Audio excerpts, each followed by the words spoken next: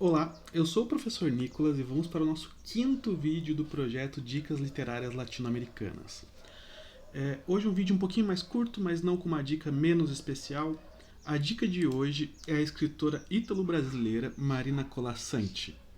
Eu conheci a Marina recentemente e a forma de escrita dela me encantou desde o começo e eu achei interessante trazer ela para cá também. E como sempre eu faço aquele slidezinho com algumas informações. Aqui bem básico, porque eu vou mostrar para vocês outra coisa já já. Nascida em 1937 na cidade de Asmara, capital da Eritreia. Que se vocês buscarem agora, a Eritreia é território africano, mas quando ela nasceu era Eritreia italiana. Era terreno domínio italiano. Depois de Asmara foi morar na Líbia, em Trípoli. Depois na Itália. E aí, em 1948, vem para o Brasil, onde ela é uma escritora multipremiada há muito tempo. Eu vou mostrar para vocês o porquê de eu trazer tão poucas informações dela, porque eu quero que vocês vão buscar mais. E aí eu vou mostrar o site dela. É um site muito completo, com notícias sobre ela, as obras dela, crônicas, fotos, entrevistas, vídeos que são muito interessantes, e uma biografia completa dela, muito melhor do que eu estar falando. No site oficial dela é melhor. Aqui, crônicas já de 2 dias atrás, estou gravando dia 22 do dia 20.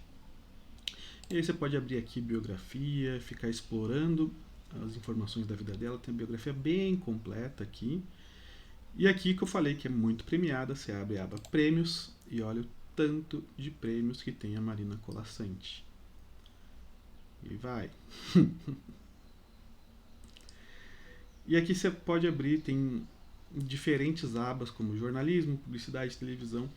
É um site muito completo sobre a vida dela. Eu achei interessante aqui abrir a aba vídeos, onde você vai achar pessoas lendo contos dela, entrevistas dela. E isso expande muito mais o que a gente conhece do autor, quando a gente vê outros falando sobre ela também. E aqui na aba obra, a gente vê a coletânea de livros dela. Para quem tiver interesse depois de buscar outro livro, de buscar comprar um outro livro dela, aqui você tem acesso à obra dela. Depois, edições estrangeiras e traduções. Eu achei mais interessante mostrar o site dela completo para vocês do que eu aqui ficar falando muito mais. Eu escolhi um texto bem curtinho que a gente vai ler junto hoje, que para mim ele mostra como que uma visão poética pode transformar algo corriqueiro, uma situação do dia a dia, uma coisa simples, em uma coisa muito bonita, muito profunda. E uma situação, como vocês vão ver no texto, que às vezes para algumas pessoas é até um pouco traumática de lembrar da infância, mas que ela transforma nisso numa coisa tão bonita, numa imagem tão bonita que a gente vai ler junto e depois conversar um pouquinho. Como sempre, aquela minha dica de leiam por si. Eu vou deixar aqui o site de onde eu tirei o texto, eu vou deixar na descrição.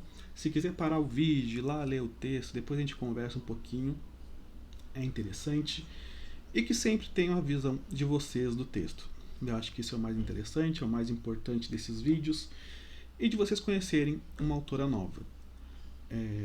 O nome do texto que eu escolhi, da Marina, é E Tinha a Cabeça Cheia Deles, que no final a gente vai falar um pouco sobre o título também. Eu vou tirar minha câmera para a gente ler o texto. E tinha a cabeça cheia deles, Marina Colasanti.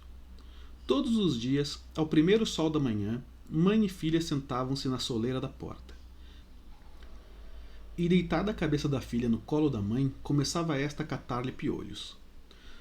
Os dedos ágeis conheciam sua tarefa. Como se vissem, patrulhavam a cabeleira, separando mechas, esquadrinhando entre os fios, expondo o claro azul do couro.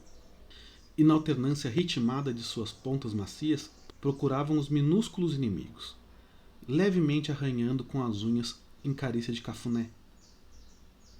Com o rosto metido no escuro pano da saia da mãe, vertidos os cabelos sobre a testa, a filha deixava-se ficar enlanguecida, enquanto a massagem tamborilada daqueles dedos parecia penetrar-lhe a cabeça, e o calor crescente da manhã lhe entrefechava os olhos.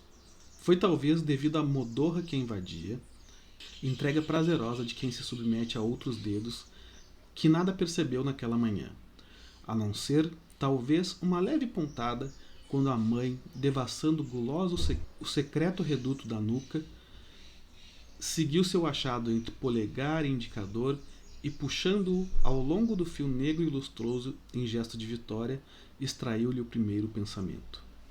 Como vocês podem ver, é um conto sobre catar piolho, que para muitas pessoas pode ser algo traumático. Eu lembro muito de mim, pequeno, sempre fui muito preocupado com o cabelo, pode ver que agora já não muito, eu aceitei ser careca.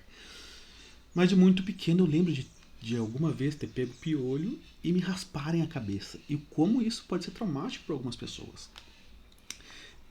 Só que é uma coisa corriqueira, acontece com muitas crianças sempre.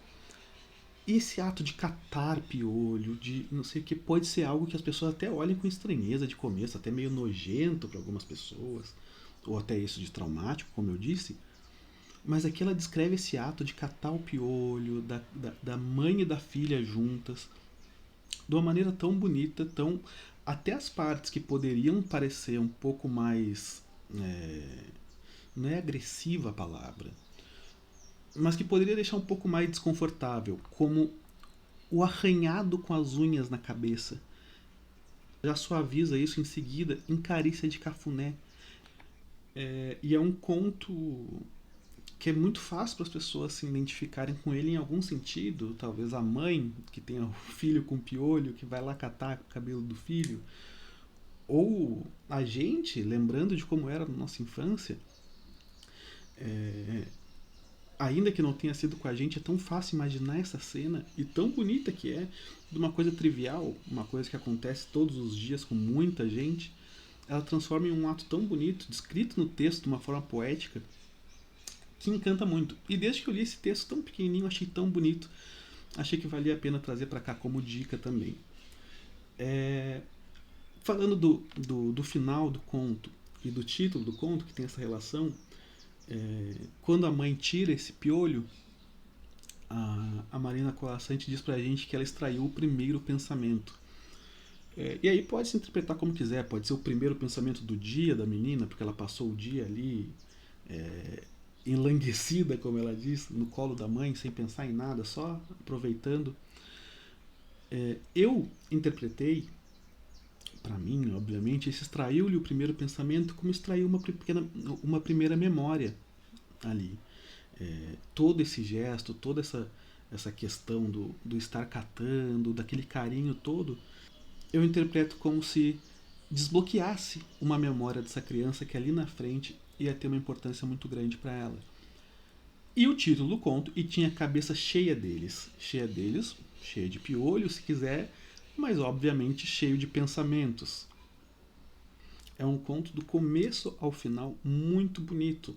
Em tempos tão difíceis, que tudo parece tão duro, que tudo parece tão complicado, ler um texto assim pode trazer um acalentamento para o coração, que eu acho que sempre vale a pena. Sempre vale a pena. Não precisa ser tudo muito sério, não precisa ser tudo sempre muito duro, pode trazer um texto para ficar mais leve um pouco. Essa é a minha dica de hoje. Conheçam mais da Marina Colasanti. Eu vou deixar aqui. Como sempre, eu gosto de deixar aquelas dicas no final. Hoje não vai ser diferente. E eu quero deixar para vocês ali a dica do site. Para mim já é muito importante por expandir tanto da autora. Ter um site completo desses, como foi no do Machado de Assis também, facilita muito para a gente conhecer mais da autora. E que bom que tem tão completo dela. Então acessem o site dela. E principalmente cliquem na parte de vídeos. Vocês vão conhecer muitos textos dela, vocês vão ver ela falando sobre textos dela, que é muito importante também. Além do site, eu vou deixar aqui na descrição, vou deixar uma entrevista dela, que eu gosto muito de ver o autor falando. Faz a gente entender um pouco mais o que se passa na cabeça deles, a forma como eles se comunicam, eu acho muito interessante. E é isso, eu volto semana que vem com mais um autor, já chegamos na metade do nosso trajeto. E é isso, até a próxima e um beijo.